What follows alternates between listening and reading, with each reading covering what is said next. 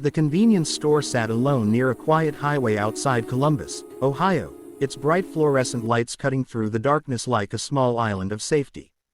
It was nearly midnight, the last hour of Emily Carter's shift. At 19, she had already learned how lonely night work could feel, especially after the city slowed down and the highway traffic faded to an occasional passing truck. She double-checked the clock, hoping the next 60 minutes would pass quickly. Emily began her closing routine, counting the register, wiping the counter, and stacking receipts just as her manager had taught her.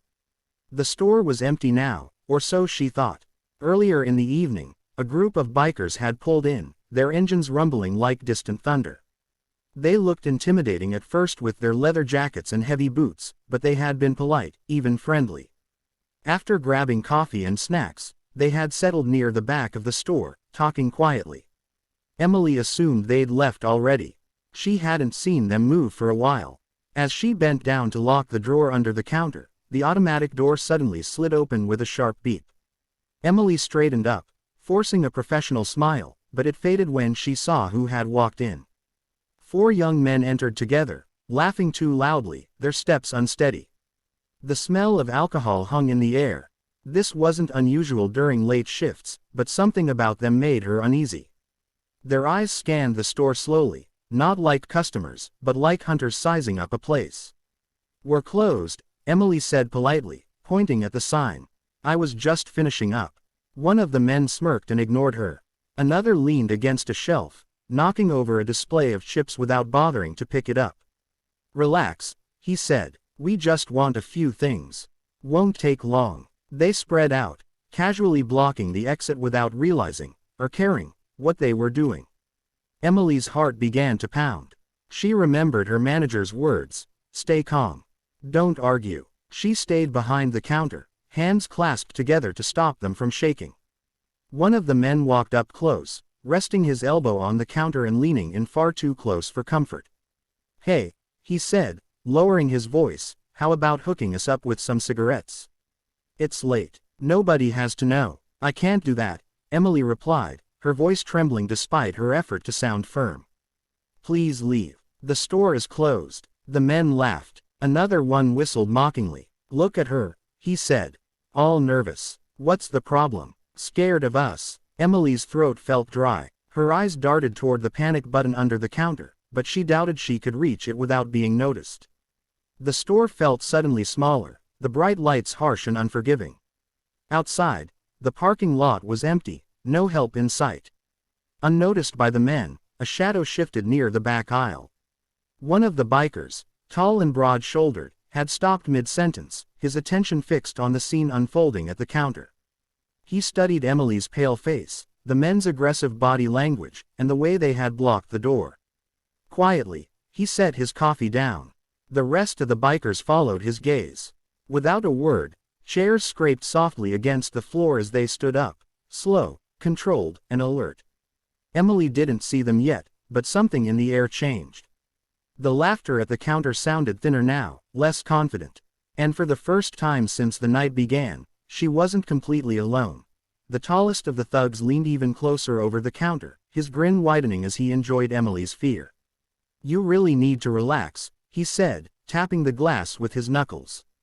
"It's just a little favor." Emily backed up a step, her mind racing, heart pounding so hard she was sure they could hear it. She searched the store for any sign of help, but the men's bodies blocked her view of the door. Then a deep, steady voice cut through the tension. "Is there a problem here?" The words were calm, almost casual, but they carried weight. The thug by the counter stiffened and turned around. Behind him stood a biker with a gray-streaked beard and unreadable eyes, his leather jacket hanging open, arms crossed loosely over his chest. One by one, the rest of the bikers stepped into view, spreading out across the aisle. They weren't rushing. They weren't shouting. Their confidence was quiet, and far more intimidating. The mood in the store shifted instantly. The men who had been laughing moments earlier now exchanged uneasy glances. One of them swallowed hard. "We're just talking," he muttered, trying to sound relaxed. The biker walked closer to the counter, placing himself slightly in front of Emily without touching her. "She said the store's closed," he replied calmly. "That usually means it's time to leave." Another biker nodded toward the door.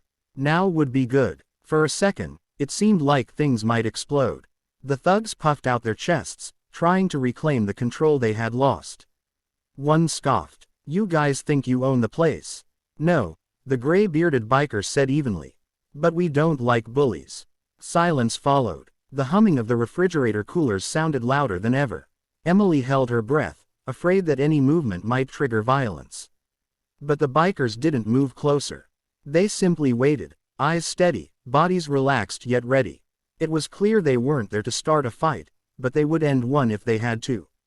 The leader of the thugs took a step back. His bravado evaporated under the biker's unblinking stares. "Whatever," he snapped, forcing a laugh that convinced no one. "We're leaving." One by one, they backed toward the door, careful not to turn their backs completely. When the automatic doors slid open, the cold night air rushed in. The men hurried out, their laughter gone, replaced by hurried footsteps disappearing into the darkness of the parking lot. Only then did Emily realize she had been holding her breath. She exhaled shakily, her knees threatening to give way. The biker closest to her turned and gave her a reassuring nod. "You okay, kid?" Emily nodded, tears burning her eyes. "Why yeah, thank you. I didn't know what to do." "You did the right thing," he said gently. Stayed calm. Another biker reached down and quietly picked up the fallen chip display, placing it back on the shelf. "You shouldn't be working alone this late," he added. Emily managed a small smile. "I won't be much longer. This was my last closing shift." "That's good to hear," the first biker replied. "Still, keep that phone close." They finished their drinks, wished her a safe night, and walked out together. Once the door slid shut again, the store felt peaceful, almost too quiet. Emily locked the doors, turned off the lights, and for the first time that night, felt truly safe.